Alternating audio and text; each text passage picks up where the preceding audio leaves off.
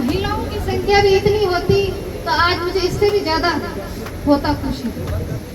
पर कोई बात नहीं है, मगर आप इसी तरह अपना जोश इसी तरह बढ़ाए रखिए और आगे बढ़ते रहिए, आपको सफलता वाकई मिलेगी। और हम हमारी मांगे मांग रहे हैं, कोई खैरात में कोई भीख नहीं मांग रही इन लोगों से। मांगे हक की लड़ाई लड़ना वाजिब होती है और हक की लड़ाई लड़ना ही एक हर इंसान का एक फर्ज है, ठीक है। तो मेरा यही आप सबसे अभिनंदन है कि आप इसी तरह से लड़ते रहिए, बट अपनी महिलाओं को भी इसी तरह प्रोत्साहित कीजिए ताकि वो यहाँ आके आप सबका सहयोग करें। अगर हम सब साथ में होकर एक चीज करेंगे तो वो एक निखर के खुल के आएगी। इस चार्ज को आप अच्छे से समझ सकते हैं कि एक नींव रखते हैं तो पूरे घर की जरूरत पड़ती है इस चीज में। तो इसी तरह आप बुलाइए। मैं एक छोटा सा एग्जाम्पल आपको देना चाहूँगी कि सावित्री बाई का नाम शायद आपने सुना होगा। वो भारत की सबसे पहली अध्यापिका थी। अगर उन्होंने ये सोच रखी होती कि मैं महिलाओं को नहीं पढ़ाऊंगी, नहीं आगे आऊंगी, तो आज तक कोई एक महिला टीचर नहीं होती। तो इसी तरह आपको आगे लड़के महिलाओं को आगे लाना है। जिस तरह आप लोग सब आगे आ रहे हैं, उन तरह महिलाओं को भी आगे लेके आइए, क्योंकि आज 35% एक आरक्षण महिलाओं को मिला है। पर उस आरक्षण का क्या मतलब है जब महिला आगे ही नहीं आ रही है? तो उस आरक्षण को हमें आगे लाने के लिए महिलाओं को आगे लाना पड़ेगा। आप अपने घरों में बैठ के उन्हें इन चीजों के बारे में समझाइए ताकि उन्हें समझ में आए कि आपको आगे निकलना पड़ेगा इन चीजों के लिए और खुल के अपनी बात रखनी पड़ेगी। मान मर्यादा के साथ अपनी बात रखिए, कोई इसमें कोई गलत नहीं है। और हर में इसी तरह अपनी लड़ाई लड़ते रहिए। मैं आप लोगों के में से जहाँ तक बलबूता पड़ेगा मैं आप लोगों के साथ है। और मैं चाहती हूँ कि अगले अजमेर में इसी तरह धरना हो तो महिलाओं की संख्या बढ़नी चाहिए।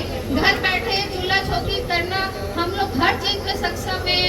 आप अपने आप को कमजोर मत समझिए, अपने आप को ये मत समझिए कि अनपढ़ ही महिला आगे आ सकती है, ऐसा कुछ नहीं है। ये एक ज्ञान की बात है और अपनी हर एक स्त्री सक्षम है अपने घर में। अगर वो आपका घर संभाल सकती है तो वो एक सक्षम नारी है, ठीक है।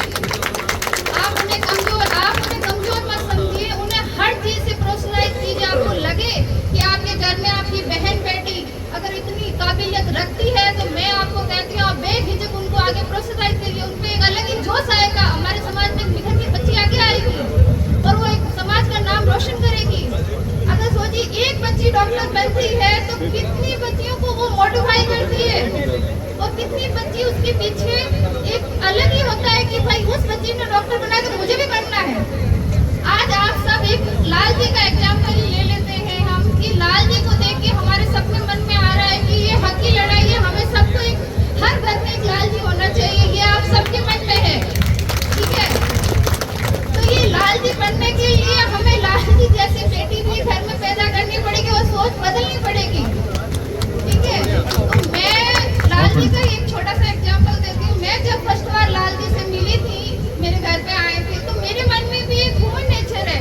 सबके अंदर एक भाव आता है कि ये क्यों, क्योंकि हमने कभी देखा ही नहीं कि कोई हमारे लिए आगे खिल के आ रहा है और हमारे लिए आगे कोई कार्य कर रहा है। तो मैंने इनसे पूछा था यही कि सर आप ये काम क्यों करना चाहते हो और आपके मन में ये भाव क्यों आया?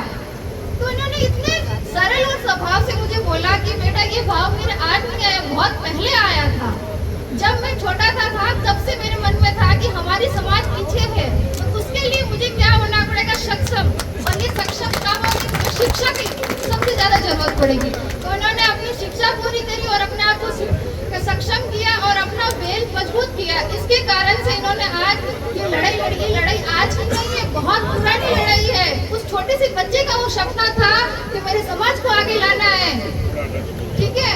तो हर घर में मैं चाहती हूँ यही आग बनाए रखें, यही जोश बनाए, इस जोश को कम ना होने दिया जाए और अपनी बच्चियों को भी घर में इस चीज के बारे में आप बातचीत करिए, उनके मन में मोटिवाइट कीजिए कि बेटा अगर आप में इस चीज की काबिलियत है तो आप आगे आइए, ठीक है। उन्हें आप हर चीज में ऐसे पीछे मत कीजिए। आप एक लड़की है तो आप एक चूल्हा चाकी समझ लेंगी, नहीं। चूल्हा लड़की हर चीज में सक्षम है, वो चूल्हा चाकी भी संभाल सकती है और राजनीतिक में संसद में बैठ के राज्यकाल भी संभाल सकती है, ठीक है। तो से ये कहना है कि मैं रबारी है, अगर रबारी अपने ऊपर आ जाए तो रबारी भी कम नहीं उड़ती है। अभी हमने इस आंदोलन का नाम रखा है जेल आंदोलन, ठीक है। तो जेल आंदोलन में उन लोगों को ये कहना चाहती हूँ, ये वो शेर है, आप उनके जेल को बुलाए तो चलिए, आपकी जेल की हवाएं पलट देंगे ये लोग।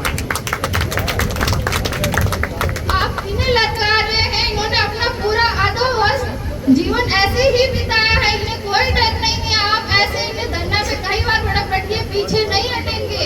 इनकी बात आपको माननी पड़ेगी सरकार को, और आप लोगों की जीत है। आप लोगों को आपको इस चीज से प्रोत्साहित होना चाहिए कि देखिए सरकार आपसे डर रही है, आपके सामने नहीं आ रही है।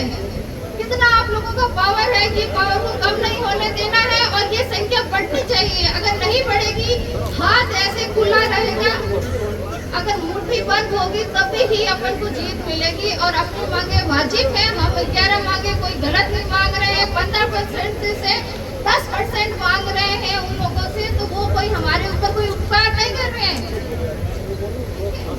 अगर मेरे से कोई बोलने में भूल चूक हो, क्योंकि समय का बहुत कम प्रभाव है, अगर बातचीत में अगर मेरे से कोई वर्ड कोई आगे पीछे हो गए हो तो आप